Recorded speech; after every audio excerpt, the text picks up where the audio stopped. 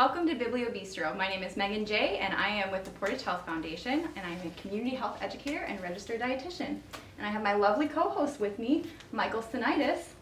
Hello everyone, welcome to another fantastic episode of Biblio Bistro. And Michael is the program coordinator, and he also was a cook for several years, so he's going to bring his expertise in the kitchen. I'll talk a little bit about the nutrition of what we're featuring, and hopefully we'll all learn something new today. I think we can do that. Okay. Okay? Sounds good. So for those that are new to Biblio Bistro, this is a local cooking series in the Fort County area, so the Keweenaw areas where we are currently cooking at the library. And we are featuring locally grown produce. So today we have squash, winter squash, and that is from Chip Ransom's farm. And we are going to be slow cooking that. We are. And Michael will really, that's a hefty task, I feel like. Those squash can be pretty intimidating for people. And this recipe takes like an hour. So we got it going earlier for you all, and we're gonna go through just some of the basic setups for you, how to handle the squash, the baking part of it, easy breezy, but just know that you'll have a bit of prep time and it'll take about 60 or 70 minutes in the oven. And we can show you how to tackle the squash. That's probably the biggest part of this. Yeah, I was gonna say that's probably like our biggest takeaway that we hope you get from this. I know for myself too, those squash can be really intimidating to know how to chop them and feel safe about it. They're delicious when they're cooked, but I feel like it's a little scary for people in the kitchen to know how to cook them safely. So hopefully by the end of this, if nothing else, you'll feel a little more comfortable with them. Right on. All right, well, I will get our lovely produce here so that Michael can begin cooking. Ta-da! So we have two different squashes here. We have the acorn, and then we have, I think this is kabocha?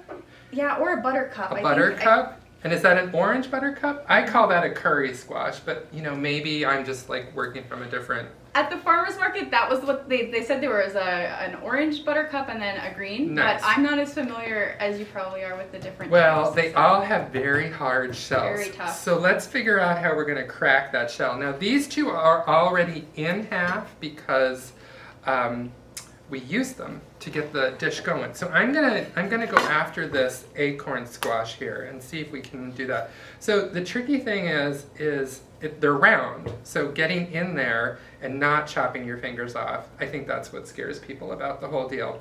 So I just sort of try to go easy at it, and I just take the knife in and give myself go in like about a 1/4 inch or so, and just sort of score a little line so I can get the front of the knife in. Like that. So you're going along one ridge? I'm going like between the ridges, if that makes sense. And then just sort of work your way down slowly. This isn't a race, it's not a contest. Cautiously, a very sharp, heavy-duty knife will do the job for you. Some people use kitchen cleavers. The cleaver you can kind of get carried away with the cleaver though, so you can do it with a nice chef's knife, okay? So we're through it.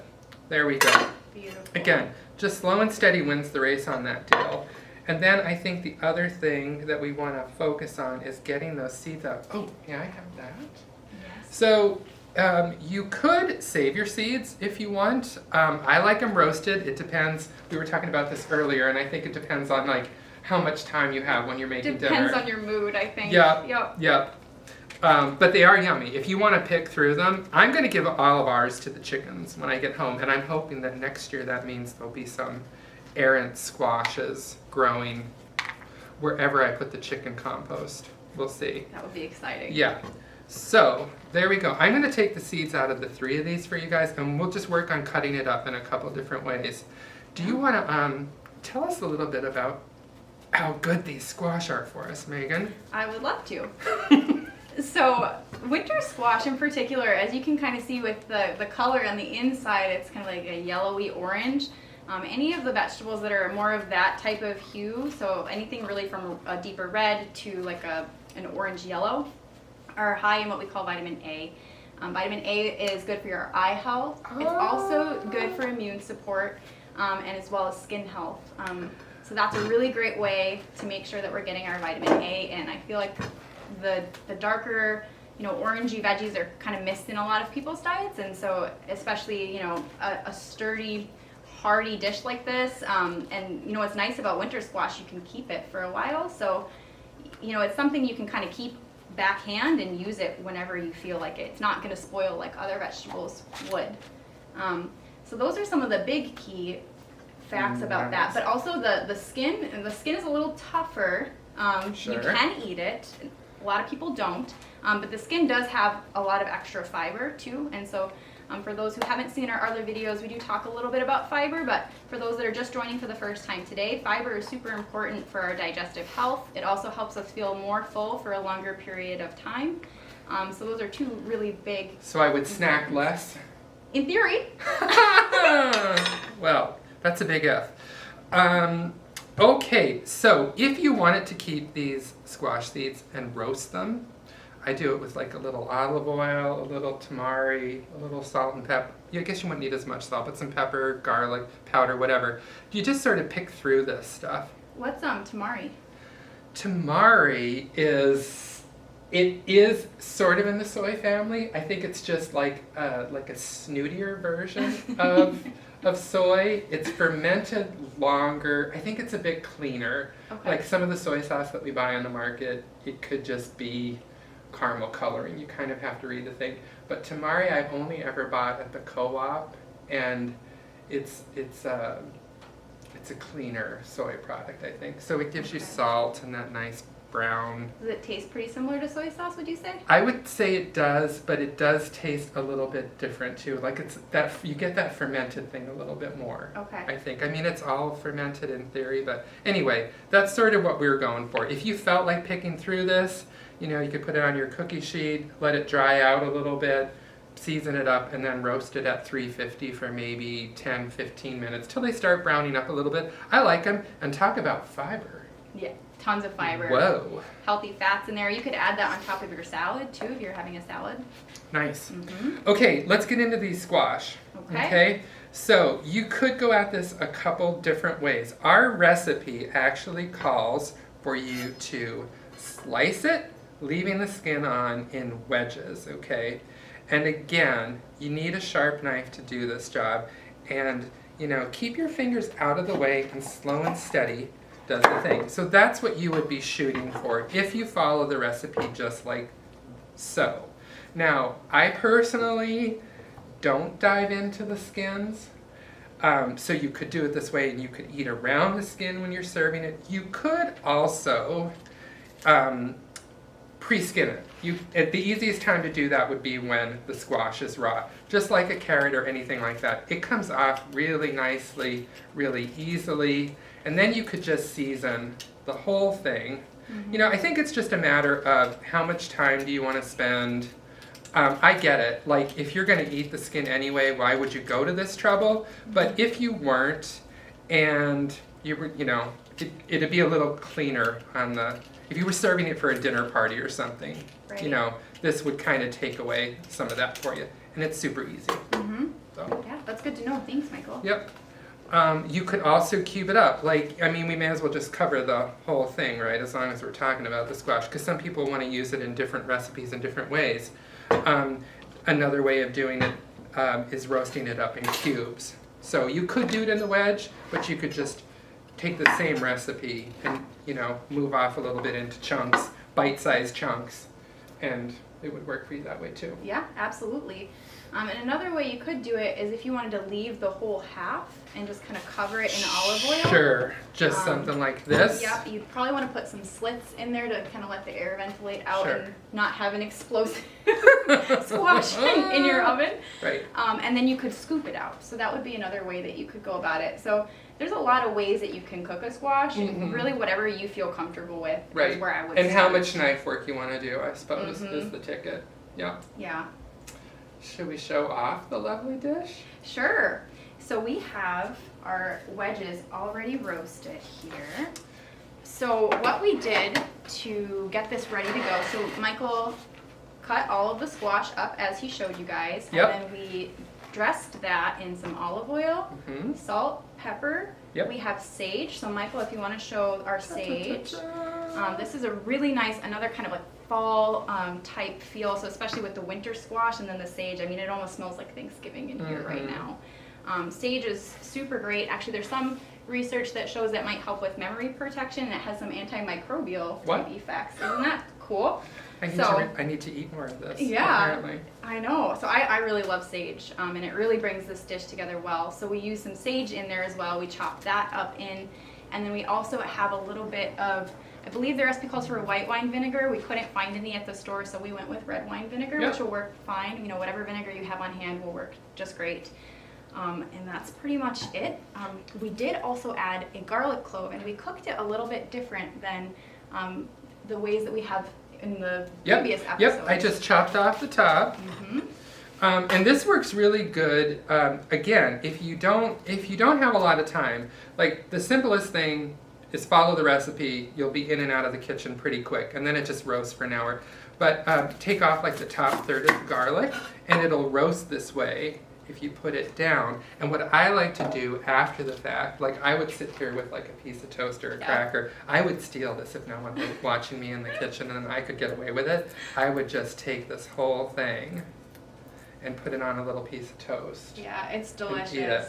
But if you were gonna roast your squash up, like let's say you were gonna do a soup and you were following a similar sort of thing to do like a roasted squash soup, you could just pop these out and throw them right in your soup. Put them on the plate. You know, because it's super yummy. Yeah, and they're kind of like soft and almost like gooey when they're slow cooked like that. You can almost like spread it like you would butter if you squeeze it out and put it on toast. Yep. It's super delicious. So if you have not tried to cook it that way, it's actually really nice too, because I don't know about you, Michael, but sometimes peeling the garlic can get to be a bit frustrating when it's all sticking to your hand, and you get a whole clove out of that. You know, you could even do it in half and then flip both over. So that is one thing I do want to mention, is that when we cook this, we actually flip this over so that the cloves are on the bottom so that it can cook. Yep. It's basically steaming itself in there. Exactly. Yep. It's using little garlic shells. Yeah. So that's it. I think that's pretty much as far as like the recipe, and voila, your side dish is done. Yeah, absolutely. So I mean, this could be a standalone dish. If you wanted, you could, like Michael suggested, you could either, if you peeled it already, you could cube it up. You could put that in almost like some sort of like potato salad type style, but you could do like a vinaigrette instead. I personally would suggest with this recipe, the flavors are so good on their own, I would have it be a standalone, honestly, and I would maybe pair that with something like a roast, something kind of like, I don't know, this to me seems like a fall, like a drizzly day kind of meal. Can you get to a protein thing with just squash? Like, I know, like, maybe I have this really wrong, but like, because I don't eat a vegetarian diet, but if you want to get to like a perfect protein, like with beans, you add corn, right? Like, can you do that with squash? So for squash, I'm not offhand, I'm not positive exactly what the amino acid profile is. I don't think there's a ton of amino acids in it, but something like a beans and a rice, that's what we call complementary proteins. I think that's what you're probably getting at. So a lot of vegetarian proteins are what we would call incomplete, meaning they don't have all of the 9 essential amino acids to make a whole protein that our body can effectively use. And so for those that are having a vegetarian diet, being aware of that and trying to pair up, so something like a beans and a rice, those two are incomplete by themselves, but when you pair them together, it creates a complete protein. Ooh. Does that make sense? Does make perfect sense. Okay. That was a really good question. Well, I was thinking to myself, if I were going to do this as a vegetarian meal, what else might I do with it? Because of course I thought of roast, like you asked me, and I thought roast chicken. Because that's the one thing, you already have the oven hot. Sure. So why not throw a chicken in or whatever? Yeah, and something I could see too, especially with like the acorn squash where it's a little smaller, you could maybe even have a whole half to yourself. You could stuff that like you would a pepper, maybe with some wild rice, I think would be really good, and maybe some cheese if you're strictly vegetarian, not vegan, that could be an option. But even with like a wild rice pilaf, if you wanted to add in there, you could have like chickpeas or some sort of bean in there to kind of balance out that meal. That's our next episode. Oh, is it? And you just wrote the recipe. Oh my goodness. I like it. I like this very much. This is where it's going. Cool. Should we try it? I think we should. All right, I'm going to cut you up. Do you have a preference? Whichever one you give me. Oh, I like that. I like that. Okay, where's your bowl? Here, let me set you up. Do you want a little garlic in there too? Oh, I would love some garlic. Okay, nice. I'm going to try that one too because that looks super yummy. So and I promised I'd eat it with the skin on, so you will see me eat it with the skin on. Oh, that sounded like a dare to me. That's what I heard. You don't have to at home. If this is your first time eating squash, please don't feel like you have to eat the skin. I like to eat it, so. I'm ready to try it. You're ready. Okay, well then I better get ready. It's done perfectly. So yeah, I'm using a plastic fork. If your squash is done enough, you should be able to do it even with a plastic fork. And look, I'm gonna eat the skin too. Oh my goodness. It's super yummy. Mm-hmm. It tastes just like fall. The texture is really creamy. Mm-hmm. And the skin actually isn't too tough. I don't know what your thoughts were on that, but it wasn't as No. bad as I was anticipating. No. You scared me a little bit. No, it was good. It was really good. So maybe I've been peeling the squash this whole time and I didn't need to. We'll have to try next time. Cool. Get a little extra fiber in. That can't be bad. Well, this is delicious, so I hope you guys will give it a try. It's really nice. And if you don't like sage, that's not necessary for the dish. I think it adds another level to it, but you certainly, whatever herb you like would work just fine. Good deal. Yeah, well, thank you guys for watching. If you'd like to tune in and see our other episodes, you can go to pldl.org/biblio-bistro, and all of our other recipes, our episodes will all be there. And everything's in the show notes Yep, too, right? so we'll have our highlights from what Michael said, from what I said. It'll also have the recipe ingredients as well as the cost for the recipe servings. And it will also list the farms that we featured as well. So yeah, the show notes kind of is our tasty tidbit to get all the information that you might just get in passing through listening. Great. And if you'd like to try this at home, feel free to use the hashtag Biblio Bistro on whatever social media platform you use and show us what you created. Yeah, we want to see pictures. We're not seeing enough pictures. More pictures. All right, well, thank you so much. Thanks, everybody. Bye-bye.